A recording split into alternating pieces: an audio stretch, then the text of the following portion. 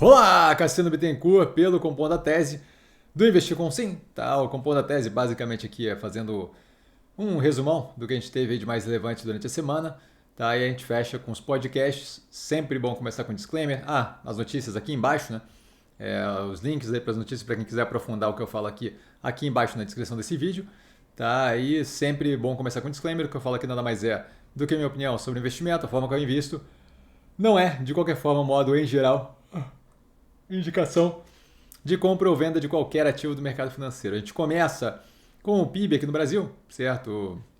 Mantendo ali uma velocidade bem robusta, os últimos 12 meses batendo em 4%, de modo que a gente tem a continuidade de uma economia consistentemente positiva. Né? A gente teve recentemente também divulgado desemprego que bateu a mínima da série histórica, se não me engano, iniciada ali em 2012, então também bem positivo. E a gente não vê propriamente reflexo do crescimento econômico mais robusto e do desemprego baixo na inflação, certo? Quando a gente olha a inflação, os fatores ali que têm incomodado são fatores que têm a ver com outras coisas, grande parte delas exógenas, que não propriamente a economia brasileira aquecida. Desculpa, gente. Cansado. Dormindo pouco. De qualquer forma, a gente tem aí uma dinâmica positiva para a economia. A minha coluna dessa semana, inclusive, no Rápido no Ar, vai comentar justamente a diferença entre economia real e mercado financeiro, tá? De modo que essa parte ali justamente ajuda a compreender o porquê que o Brasil pode ter uma economia tão positiva e o mercado está reagindo desse jeito de hoje aí, que, Deus do céu, faniquito generalizado e sem qualquer tipo de fundamentação, tá? Passando a próxima, a gente tem o Pix superando dinheiro e cartão de débito como o pagamento mais usado, tá? O que é justamente a consolidação aí dessa ferramenta que a gente já vinha acontecendo há algum tempo já e que vem aí justamente para selar, na minha visão pelo menos, vem para selar a extinção aí, né? Consistentemente indo na direção de extinção de adquirência, certo? A gente já tem capacidade de uso por contato ali de pagamento no próprio celular, de modo que cada vez mais a questão ali da maquininha deve ser algo aposentado consistentemente, tá? Mas uma meta e mais um recorde ali quebrado justamente pelo Pix. Tá? Os estados aprovando aumento do imposto para compra até $50, para importação até $50, tá? O ICMS vai de 17% para 20%, que é um aumento relevante ali quando você vai bater o preço final, tá? De modo que, novamente, algo que a gente comentou lá no começo, quando não tinha tributação, que era insustentável, e agora a gente vê não só sendo insustentável, mas cada vez mais um direcionamento ali de aumento paulatino na tributação desse tipo de compra que vem lá de fora, certo? Para o Brasil e que entra aqui sem isonomia tributária, tendo tributo menor do que as fabricantes do Brasil, certo? Como Guararapes para roupas, lojas Renner e por aí vai.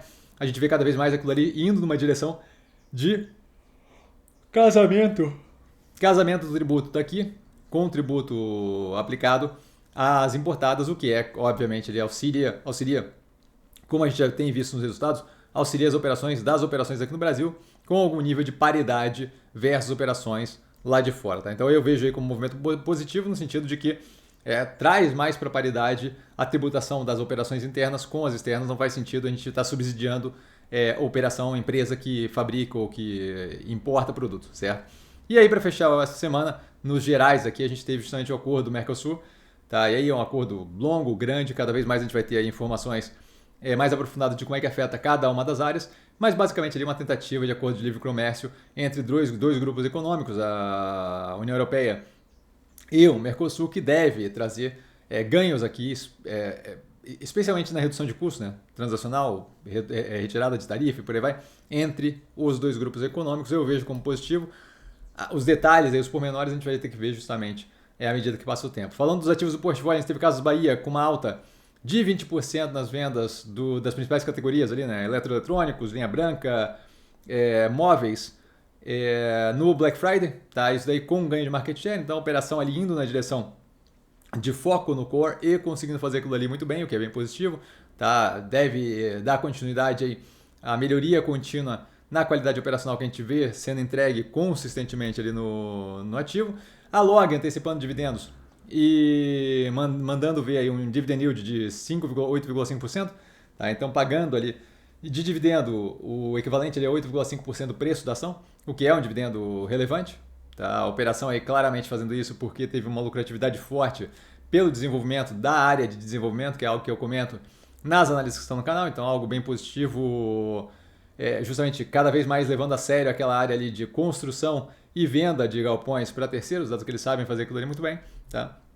E por último aqui a MRV, que agora já tem consertado ali a parte da MRV incorporadora, passando justamente as subsidiárias ali para azeitar melhor ainda a operação. A gente tem a MRV incorporadora já gerando caixa mais agressivo, com margem bruta bem mais forte, redução na alavancagem, por aí vai agora passando para a Resia, tá? Trocando o CEO, reduzindo ali, deixando os projetos mais focados nos projetos estratégicos, com venda de ativos ali justamente para poder reduzir, ainda mais trabalhar meio asset light, gerar caixa e reduzir a alavancagem lá fora. Vejo isso como muito positivo, mas é justamente a continuidade que já era esperada de a operação resolveu aqui no Brasil, vai passar a resolver outros pontos lá fora, sendo o inicial. Né? A Resia era a antiga HS fora do Brasil.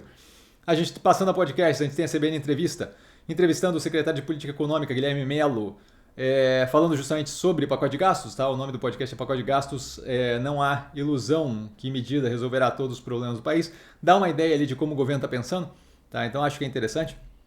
A gente tem o The Daily, do New York Times, falando do plano do Ramaswamy e do Elon Musk, certo? Para reduzir o peso do governo americano. Tá? Two Billionaires, Big Plan to Shrink Government.